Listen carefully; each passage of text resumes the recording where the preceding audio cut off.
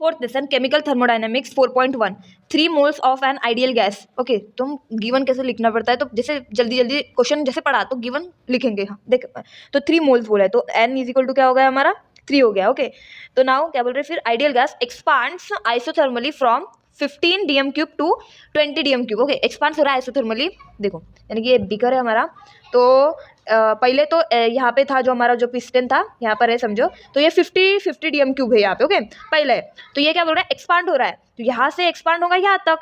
Okay, तो ये कितना हो जाएगा 20 डीएम क्यूब। पहले 15 था, पहले यहाँ पे था, फिर एक्सपांड हुआ तो यहाँ पे गए। तो ये जो वैल्यू है वो किसकी रहेगी, पहले की वैल्यू रहेंगे, V1 की वैल्यू ये रहेंगी और V2 की वैल्यू ये रहेंगी। Okay, so V1 is equal to 15 DM cube and V2 is equal to क्या रहेगा 20 DM cube. Okay, at constant external pressure of 1.2 bar. तो एक्सटर्नल प्रेशर बोलेंगे P external is equal to 1.2 bar. Okay, तो ऐसे देखो question पढ़ते पढ़ते given लिख दो, आपको आधा मार्क्स 1 मार्क्स तो ऐसे मिल जाता है, समझा। तो फिर उसके बाद क्या करना है, estimate the amount of work in DM cube bar and joule.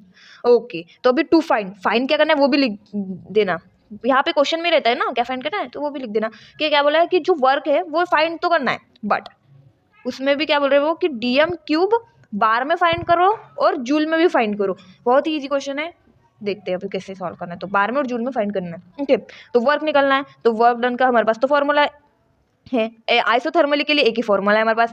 देखो आइसोथर्मली बोला यानी कि आइसोथर्मली, अगर किसी भी क्वेश्चन में आइसोथर्मली बोला तो वर्क डन निकालना है तो ये वाला ही फॉर्मूला यूज करना। कौन सा, work done is equal to minus P external into delta V. और जब भी हमें बोले आइसोथर्मली और रिवर्सिबली बोले, ओके रिवर्सिबली बोले तो डब्ल्यू मैक्स वाला फॉर्मूला। ओके, वो डब्ल्यू मैक्स वाला फॉर्मूला तो आपको पता ही है, डब्ल्यू मैक्स वाला फॉर्मूला कौन सा वाला फॉर्मूला होता है वो जो, तो डब्ल्यू मैक्स वाला कौन सा रहेगा फॉर्मूला, वो हमारा 2-2.303 into NRT log to the base 10, वो वही वाला। ओके, जब भी क्वेश्चन में बोल रहे आइसोथर्मली और रिवर्सिबली तब वर्क डन ऐसे निकालना। ओके, यहाँ पे क्या बोला आइसोथर्मली। ओके, तो वर्क डन का फॉर्मूला यही यूज होगा।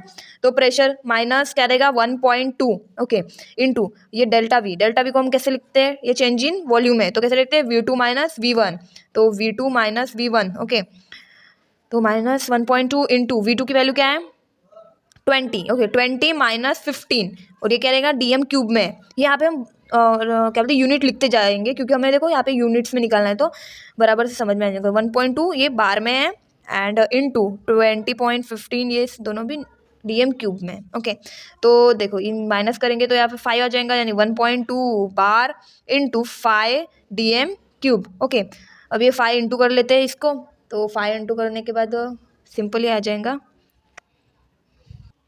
तो आ जाएगा -6 बार डीएम क्यूब। ओके, तो वर्क हमारा बार और डीएम क्यूब में निकल गया है, ये देखो बार डीएम क्यूब में निकल गया। अब निकालना किसमें, जूल में। तो हमें और एक दो क्वेश्चन में ऐसे पूछा है कि जूल में निकालो फिर बार में, तो सिंपली पहले देख लो कैसे कैसे निकालना पड़ता है।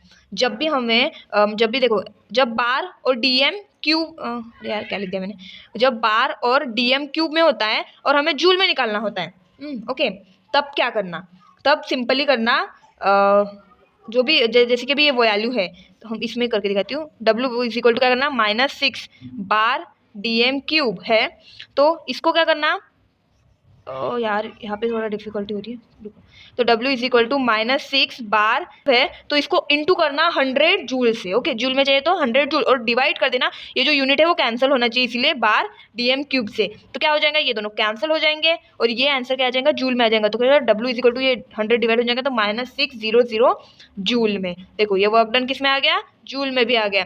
यहाँ पे किस में आ गया था, यहाँ पे हमें बार डीएम क्यूब में आ गया था, हमारा आंसर आ गया। कोई भी डिफिकल्टी तो कमेंट्स में पूछिए, पर देखो मैं पहले ये बता देती हूँ कि बार डीएम क्यूब में तो जूल में कन्वर्ट किया कैसे, 100 से मल्टीप्लाई बाय 100 जूल और यहाँ पे किया बार डीएम क्यूब ऐसे किया। ओके, और जब हमें क्या बोलते हैं जूल से दिया होता है तो क्या करना पड़ता है, डिवाइडेड जूल से। जब हमें बार डीएम क्यूब में कन्वर्ट करना पड़ता है तो क्या करना, जूल को डिवाइड करना किससे, 100 जूल से ही डिवाइड करना और इंटू करना बार डीएम क्यूब से। ओके, तब हमें बार डीएम क्यूब, ये जूल जूल आंसर हो जाते हैं और आंसर जो होता है वो बार डीएम क्यूब में आ जाता है। Thank you.